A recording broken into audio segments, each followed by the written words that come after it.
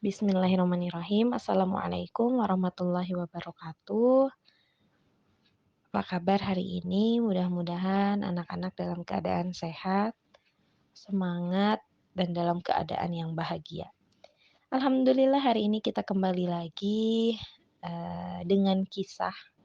Nah, kisah hari ini yaitu tentang asbabun nuzul atau sebab turunnya ayat. Nah, ayat ini terdapat dalam Quran surat Al-Mu'min atau Ghafir ayat ke-56.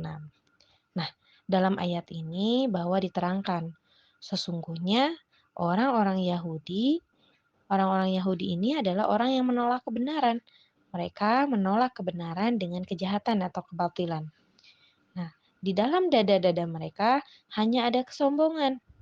Kesombongan mereka untuk menerima kebenaran. Selain dengan adanya kesombongan, mereka juga merasa dengki dan iri. Kenapa mereka dengki? Kenapa mereka iri? Mereka dengki kepada nabi-nabi Allah, khususnya Nabi Muhammad SAW, karena Allah Subhanahu wa Ta'ala menurunkan karunia kemuliaan derajat kenabian kepada nabi-nabi Allah, kepada Nabi Muhammad SAW.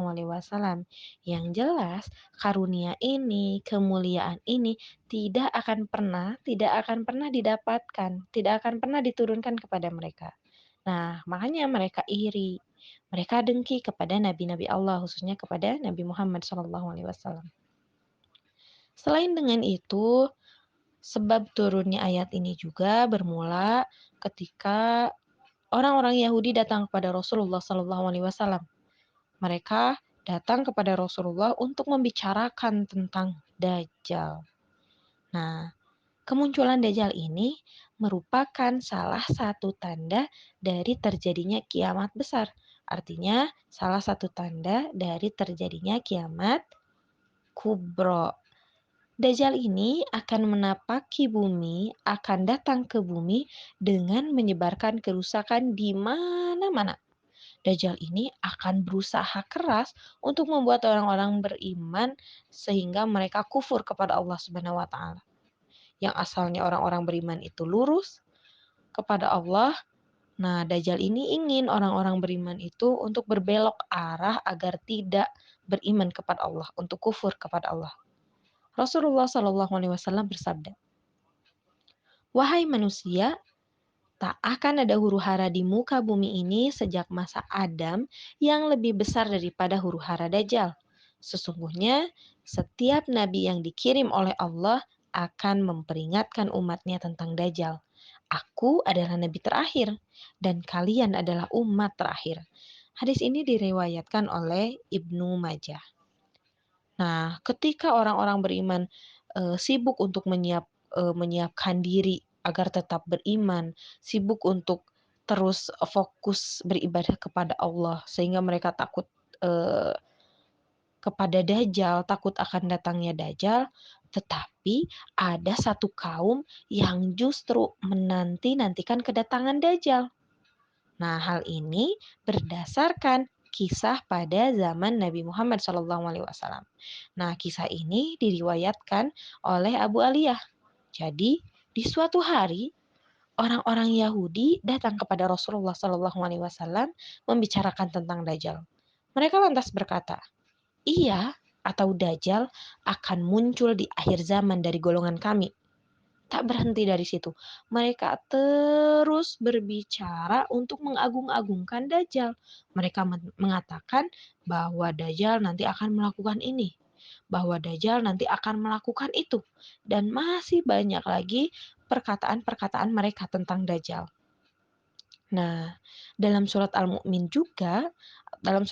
ayat 56 juga, Allah Subhanahu wa Ta'ala memberi peringatan kepada mereka yang seolah-olah mengetahui perihal Dajjal, sehingga mereka merasa tinggi hatinya, muncul rasa kesombongan dirinya.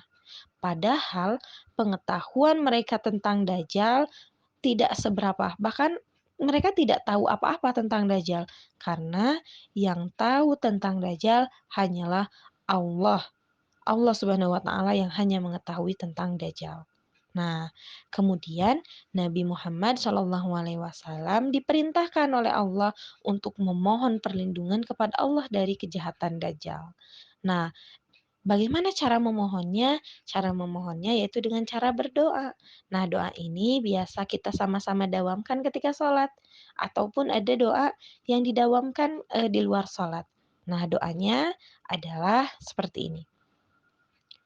Allahumma inni a'udzubika min adzabi jahannam wa min adzabil qabri wa min fitnatil mahya wal mamati wa min syarri fitnatil masihid dajjal. Ya Allah, sesungguhnya aku berlindung kepadamu dari siksa neraka jahanam, dari siksa kubur, dari fitnah kehidupan dan kematian, serta dari kejahatan fitnah Masiihid Dajjal. Nah, itu doa yang biasa, yang mudah-mudahan selalu kita dawamkan di setiap harinya, di tahiyat akhirnya, di setiap sholatnya. Mungkin kisah hari ini sampai di sini, mudah-mudahan bermanfaat, mudah-mudahan anak-anak dapat mengambil ibrah atau dapat mengambil pelajaran dari kisah yang Ibu sampaikan. Sehat selalu, bahagia selalu. Wassalamualaikum warahmatullahi wabarakatuh.